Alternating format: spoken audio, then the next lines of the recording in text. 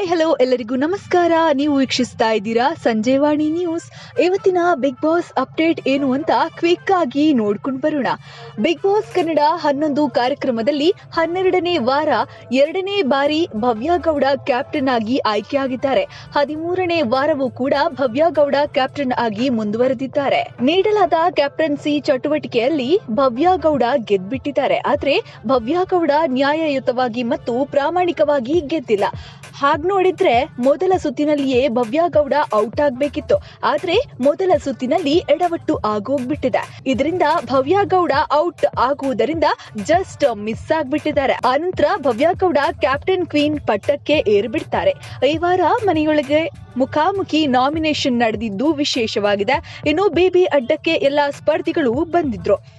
ಅವರ ಎದುರು ಬಾಟಲ್ಗಳನ್ನ ಇರಿಸಲಾಗಿತ್ತು.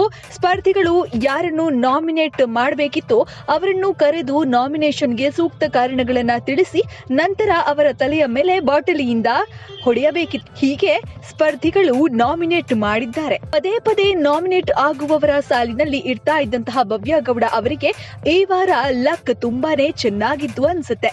ಯಾಕಂದ್ರೆ ಈ ವಾರ ಭವ್ಯ ಗೌಡ ಬಿಗ್ ಬಾಸ್ ಮನೆಯ ಕ್ಯಾಪ್ಟನ್ ಆಗಿರುವುದರಿಂದ ಅವರು ನಾಮಿನೇಷನ್ ನಿಂದ ಬಚಾವಾದ್ರು. ಇನ್ನು ರಜತ್ ಕಿಶನ್ ಅವರು ಕೂಡ ನಾಮಿನೇಟ್ ಆಗಿಲ್ಲ. ಇದೊಂದು ವಿಶೇಷವಾಗಿದೆ. ಇನ್ನು ಚೈತ್ರಾ ಕುಂದಾಪುರ ಅವರ ಜೊತೆಗೆ ರಜತ್ ಸಾಕಷ್ಟು ಜಗಳವನ್ನ ಮಾಡಿಕೊಂಡಿದ್ರು. ಅಲ್ಲಿಗೆ ಈ ವಾರ 10 ಮಂದಿಯಲ್ಲಿ 2 ಮಾತ್ರ ಸೇಫ್ ಆಗಿದ್ದು ಉಳಿದ 8 ಮಂದಿಗೆ ಎಲಿಮಿನೇಷನ್ ಭೂತ ಕಾಡ್ತಾ ಇದೆ. ಯಾರು ಎಲಿಮಿನೇಟ್ ಆಗ್ತಾರೆ, ಯಾರು ಸೇಫ್ ಆಗ್ತಾರೆ ಅನ್ನೋದು ಕಾದು ನೋಡಬೇಕಾಗಿದೆ. ಹಾಗೆಯೇ ಭವ್ಯ ಗೌಡ ಅವರು ಇತ್ತೀಚೆಗೆ ಆಟಗಳನ್ನ ತುಂಬಾನೇ ಸ್ಪೋರ್ಟಿವ್ ಆಗಿ ಆಡ್ತಾ ಇದ್ದಾರೆ. ಜೊತೆಗೆ ಎಲ್ಲಾ ರೀತಿಯಾಗೂ ಕೂಡ ಭವ್ಯ ಗೌಡ ಇಷ್ಟ ಆಗ್ತಾ ಇದ್ದಾರೆ. ಜೊತೆಗೆ ಕ್ಯಾಪ್ಟನ್ ನಲ್ಲಿ ಕೂಡ ಅಷ್ಟೇ, ಇದು 3ನೇ ಬಾರಿ ಮನೆಯ ಕ್ಯಾಪ್ಟನ್ ಆಗಿರುವಂತದ್ದು. ಸೊ ಹೀಗಾಗಿ ಒಂದಿಷ್ಟು ಜನ ಮನೆಯಲ್ಲಿ ಭವ್ಯ ಗೌಡ ಅವರನ್ನ ವಿರೋಧ ಮಾಡ್ತಿದ್ದಾರೆ. ಹಾಗೆ ಅವರು ಕ್ಯಾಪ್ಟನ್ ಆಗಿ ಹೇಗೆ ತನ್ನ ಚಟುವಟಿಕೆಗಳನ್ನ ಹೇಗೆ ಅಲ್ಲಿರುವಂತಹ ನಿಯಮಗಳನ್ನ ಹೇಗೆ ಫಾಲೋ ಮಾಡ್ತಿದ್ದಾರೆ ಎಲ್ಲವನ್ನೂ ಕೂಡ ಒಂದಿಷ್ಟು ಜನ ಗಮನಿಸ್ತಾ ಇದ್ದಾರೆ. ಮನೆ ಮಂದಿಗೂ ಕೂಡ ಅಷ್ಟೇ ಭವ್ಯ ಗೌಡ ಅವರ ಮೇಲೆ ಒಂದಿಷ್ಟು ಕಿಚ್ಚು ಕೂಡ ಶುರು ಆಗಿರುವಂತದ್ದು.